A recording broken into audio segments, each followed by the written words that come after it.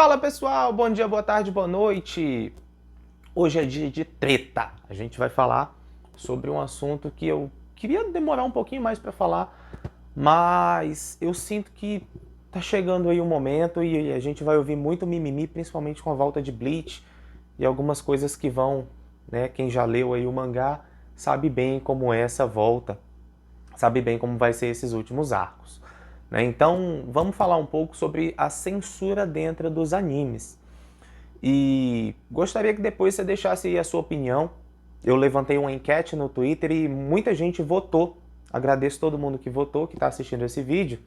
E uma das coisas que mais me chamou a atenção é que poucas pessoas acham que a censura é justificável. Né? A maioria votou por injustificável e outros votaram por depende do conteúdo. Então vamos começar falando da censura, né, do que leva, na verdade, à censura. Primeiro de tudo, eu gostaria de lembrar você que está vendo esse vídeo, de dar o like, deixa o like aí para nós. Ó, mas falando sério, se você pensa até hoje que o anime ele é produzido pelo mangaka, cara, não é. Para com esse pensamento, tá? Isso não existe. Beleza? Mangaka nenhum, na verdade a maioria deles não tem nem direito a palpitar no que acontece dentro da série. Eles só ficam lá esperando que algo de bom saia daquilo. Tá? Pouquíssimos mangakas têm moral de entrar, sentar ali na mesa diretora e falar não, eu não quero isso, eu não quero aquilo, ou de fazer uma sugestão. Né? Alguns deles são nosso grande Tite Kubo, e o Akira Toriyama, também autor de Dragon Ball, né? Mas pouquíssimos mangakas têm essa moral de fazer isso dentro dos estúdios. Então, por favor, se você acha que as cagadas nos seus animes é culpa do autor da obra, cara, não é, tá? A maioria deles, pouco ou nada tem de poder de decisão na hora de fazer o anime. Então, como que esse anime é produzido, né? Quem é o responsável por isso? Então vamos começar do começo para ver se a gente chega a uma conclusão de se a censura é realmente justificável ou não. Então eu gostaria de passar por vários pontos de vista, beleza? O primeiro deles é o ponto de vista financeiro, o ponto de vista que dá retorno. Porque se a gente não levar em conta esse ponto de vista, provavelmente a gente não teria hoje animes. Porque o que acontece? Junta-se ali um grupo, né, de endinheirados, normalmente essas pessoas, elas acredito que a maioria nem faz ideia do que é o anime, ou do que aquilo se trata. Mas eles têm grana para investir e eles sabem o quê? Que esse é um mercado que dá retorno. Por quê? Porque tem adolescente e criança que faz de tudo para ter aquilo ali. Então o que acontece? Estima-se que em torno de 100 mil dólares para você produzir um anime. Isso são estimativas ali ainda de 2018, 2019, não sei, mas já é de algum tempo. Então estima-se mais ou menos isso. Então essa galera se junta, né, a galera que compõe a mesa diretora lá do estúdio se junta junto com o estúdio e decidem fazer esse anime. Né, produzir, fazer essa adaptação. Lembrando que um anime ele nada mais é do que uma adaptação da obra original. Ou seja, se a gente tem, né, os Cavaleiros do Zodíaco anime, ele é uma adaptação da obra original, que é essa, tá? Inclusive, se você não leu o mangá, leia o mangá. Então, o que acontece? Quando se adapta uma obra, várias escolhas são feitas. Por quê? Porque a gente tem que pensar em quem é esse público, qual que é a classificação indicativa dele, que horário que vai passar, se a classificação indicativa vai permitir angariar o lucro necessário, né, para ter esse retorno. Porque pensa bem, tu vai botar 100 mil dólares ali, cara, 100 mil dólares é muita grana. Você vai botar essa grana ali, você quer ela de volta. E você não quer só ela, você quer ela de volta e mais um cascalho aí, né, que vai rolar. Então você vai pensar o quê? Pô, tem que ser num horário em que o máximo de gente consiga assistir, né, um horário que eu não precise quebrar a cabeça, né, a emissora de TV não precisa quebrar a cabeça fazendo nenhum malabarismo para atingir tanta gente. Vamos trazer aqui para o Brasil, pensa aqui comigo. Tu acha que seria viável passar Shingeki no Kyojin do jeito que ele é no horário da sessão da tarde? Porra, não ia dar, ia ter que sofrer censura, muita coisa ia ter que acontecer ali, certo? Ia ter que mudar muita coisa. A mesma coisa para Chainsaw Man. Quem aí tá lendo Chainsaw Man já viu que é um anime, né, extremamente violento, sangrento, o tripa voa para tudo quanto é lado em cada página que tu vira.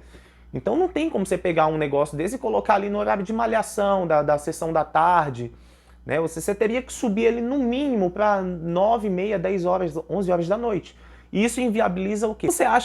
Como você acha que eles fazem dinheiro, né? Aqui eu tem almofadinha, tem caneca do All Might, tudo é produto licenciado. Box, mangá, bonequinho. Cadê? Bonequinho aqui, tem mais bonequinho aqui, entendeu? Tem bonequinho do Sei aqui tem um action do Tanjiro, ali atrás tem quadro, ali em cima tá... Aqui em cima, aqui do lado, tem um monte de almofadinha dos Cavaleiros do Zodíaco. É com produto licenciado que eles vão ganhar, entendeu? Por quê? Porque o produto deles vai ser visto na TV, vai chamar a atenção, vai, né, ser comprado aí pelas lojas, pelo público final que somos nós. Então, essa grana, ela vem assim. E se você sobe, qual que é a probabilidade, por exemplo, de hoje com a internet aqui no Brasil, já é um pouco diferente isso. Por quê? Porque por mais que você coloque algo num horário que a criança não pode assistir, aqui no Brasil a gente não tem uma lei tão forte assim, né, como no Japão, por exemplo, que é proibido postar até scan de mangá. Né? Já tá lá na lei federal, eles não podem, né, os sites são derrubados e tal, e o pau tora e é feio. Mas aqui no Brasil, cara, a gente não tem. A gente tem aí sites que tem aí um acervo gigantesco de mangá, de anime, dos carambas, e dificilmente eles saem do ar, né? Alguns ainda lucram uma graninha aí com os AdSense. Então, aqui no Brasil, essa história ela é um pouco diferente. Mas lá onde o anime é produzido, é o que importa para eles, entendeu? Tanto que se o produto não faz sucesso lá, ele é logo engavetado ou descontinuado, tá? A gente tem aí vários animes, né, que até fizeram algum sucesso aqui no Ocidente, mas lá não fez sucesso algum, né, ou fez pouco sucesso, não deu o retorno que se esperava e foi engavetado. Um exemplo deles é a obra The Lost Canvas, né, que foi engavetada porque um dos patrocinadores saiu, né, pulou fora do barco, e aí a galera ficou sem dinheiro para poder continuar o projeto. E a gente tem vários outros mangás que entraram aí nessa mesma onda. Então não adianta só fazer sucesso aqui, porque aqui a pirataria ela é muito mais forte, queira ou não. Até porque a forma de aquisição da gente aqui, o nosso poder aquisitivo, ele não é tão justo, né, quanto poderia ser, né, quanto é em outros países, por exemplo. Mas falando agora do ponto de vista imersivo nosso, né, como consumidores finais, talvez eu vote por injustificável o fato de a censura existir ou não dentro dos animes. Por quê? Porque a gente já tem uma classificação indicativa, certo? Então, não, é aquela mesma história, ah, não fala isso, tem criança na internet. Ah, cara, olha só, se a criança está seguindo uma página que não é, por exemplo, para a idade dela, que não tem um público da idade dela, ela está no lugar errado. Do mesmo jeito com música, do mesmo jeito com filme, do mesmo jeito com vídeo, e não seria diferente com mangás e animes. Então aquela treta que teve aí, que foi reacendida aí por uma emissora de TV, né, sobre Death Note. Cara, Death Note tem uma classificação indicativa muito clara, que acho que é para 16 ou 18 anos. Então se você tem 13, 14 anos, você está consumindo uma obra que está abaixo da sua idade. E isso prejudica você no quê? Aí então vamos lá, eu vou pegar aqui de novo o meu exemplo preferido, que é Cavaleiros do Zodíaco. Eu comecei a assistir Cavaleiros do Zodíaco aos 7 anos. A classificação indicativa é para 12 ou 14. E eu duvido muito que uma criança de 14 ou de 12 anos conseguisse criar as caixinhas que tinha que criar para poder entender o carnaval que fizeram com o Grande Mestre. O que acontece? No anime a gente tem o Grande Mestre, que tem um irmão, e tem o Saga. E o Saga matou o irmão do Grande Mestre, e aí o Grande Mestre morreu, e o Saga virou o Grande Mestre, assumindo o lugar do irmão. Então só aí eu tenho certeza que você já deve ter se confundido um pouco. Imagina essa informação para uma criança de 8 anos. Então, assim, eu estava consumindo uma obra que, tecnicamente, eu não precisava consumir naquele momento. Por quê? Porque as informações que estavam ali não seriam completamente absorvidas por mim, e eu perderia na experiência com a obra. É a mesma coisa de quando, por exemplo, alguém me perguntar o que o senhor acha de eu comprar mangá tal? Eu falo, olha, você tem 12, 13 anos e o mangá é para 16, 17, eu não acho legal você comprar. Por quê? Porque muitas informações vão passar batidas, você não vai imergir completamente dentro da obra, porque vai ter muita coisa que você ainda não experienciou e que vai prejudicar a tua imersão com a obra. Então você não vai consumir a obra por completo, com tudo que ela pode te dar, né? É assim, por exemplo, com Demon Slayer, por exemplo, com várias questões. Demon Slayer aborda várias questões da vida. E se você não tem, por exemplo, essa vivência para consumir e entender aquilo, você vai achar que é só um mangá de lutinha, que é o que muita gente acha de Bleach, por exemplo. Então, voltando aqui para o assunto da censura, o que acontece? Quando você tem a censura dentro de um anime, que nada mais é do que escolhas feitas pela produção para reduzir ao máximo possível a classificação indicativa, você tem aí talvez um cerceamento, né, tanto da liberdade do autor, porque o autor ele vai pensar, pô, eu tive tanto trabalho para fazer isso aqui, minha obra vai para a TV e quando chega lá, metade do que eu fiz não tá lá. Imagina, Berserk sendo passado às 5 horas da tarde. Berserk. Imagina, né? Kentaro Miura iria ficar loucaço principalmente com a cena inicial, né? Quem já assistiu Berserk sabe muito bem como o mangá começa, né? Então eu duvido muito que esse é um exemplo, né? Inclusive a gente tem uma animação bem cagada de Berserk por aí, né? Bem cursed aquilo ali, mas ok. Então o que acontece? Para mim, na minha opinião, e fique claro que isso é a minha opinião, a imersão ela é completamente prejudicada. Por quê? Porque vão ser criadas novas informações que, na obra oficial, no ponto de vista do autor, não tá lá. É como, por exemplo, eu vejo muita gente fazendo review do anime, né? De Overlord, de Nana. Nana, não a Nana famosa que a gente tem da JBC.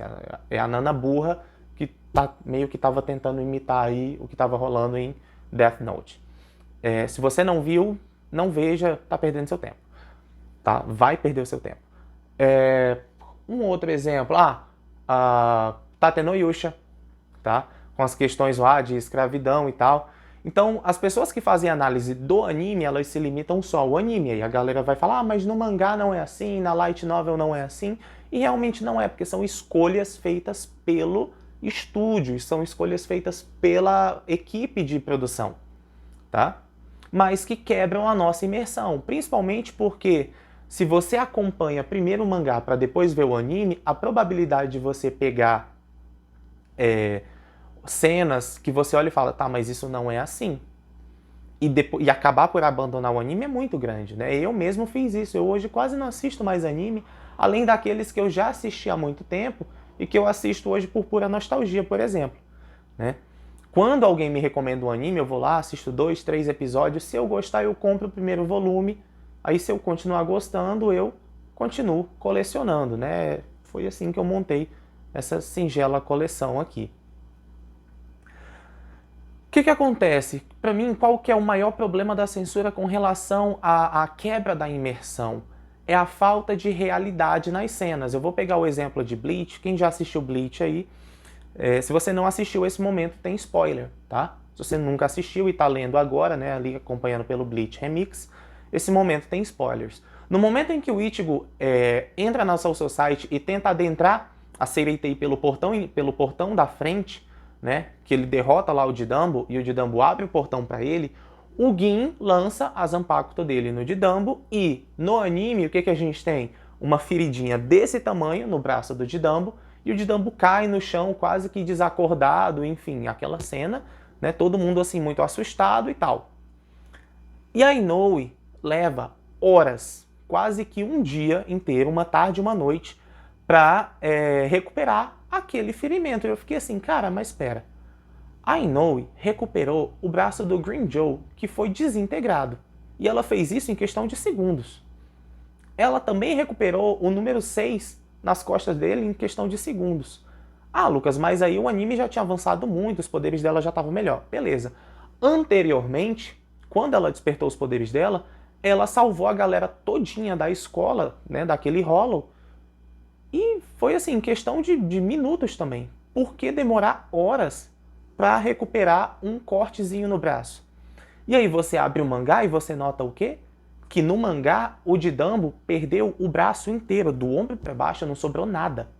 E ela passou o dia recuperando aquilo. O que eles fizeram no anime? Eles deixaram essa cena, mas reduziram o tamanho do estrago que foi feito pelo Gin no braço do Didambo. A mesma coisa acontece um pouco mais lá na frente, na luta do Ichigo contra o Ikako, né, que o Ichigo ele simplesmente dilacera o braço do Ikako de uma ponta a outra. E o Ikako até fala, esse golpe era para ter me matado. Por que eu não morri ainda? Né? A mesma coisa lá também, né, ele parte o Ikako no meio, aqui o tronco do Ikako ao meio. E na luta do Ishida contra o Jirobo, né, que é ele é o irmão do Didambo, o Ishida acerta uma flecha na mão do Jirobo, o Jirobo cai no chão em agonia, mas no anime você não vê impacto nenhum daquele ataque. No mangá, você tem um buraco desse tamanho na mão do Jirobo. Então por isso ele não consegue mais segurar Zanpakuto. Entende o que eu falo da quebra da imersão, do problema de perder o senso de realidade? Porque querendo ou não, né, não é que eu estou assistindo o anime buscando, né, realismo naquilo, mas coerência com o que está acontecendo na cena. Se você tem um cara agonizando e ele não tem um machucado nenhum, pô, tem alguma coisa errada, né? Então, para mim, essa é uma das maiores quebras de expectativa, né? E quebra de imersão na cena, tá? Você perde muito da cena. E olhando agora pelo ponto de vista do trabalho do mangaka, para mim é uma grande falta de respeito. Imagina que você aí, talvez você goste aí de escrever suas fanfics ou de escrever histórias, enfim. Imagina que você leva anos da sua vida escrevendo aquilo, finalmente vai ser serializado e alguém chega para você e fala, mas a gente não pode fazer assim. Tá? Seu trabalho não tá bom para ir para a TV, porque não vai vender. Cara, é desrespeitoso de certa maneira, entende? Mas eu queria deixar aqui que essa é a minha opinião, valeu? Se você tem uma opinião diferente, deixa ela aí nos comentários. Se você assistiu até agora, valeu por ficar comigo aqui até agora. Fica na paz. Até o próximo vídeo, hein? Valeu!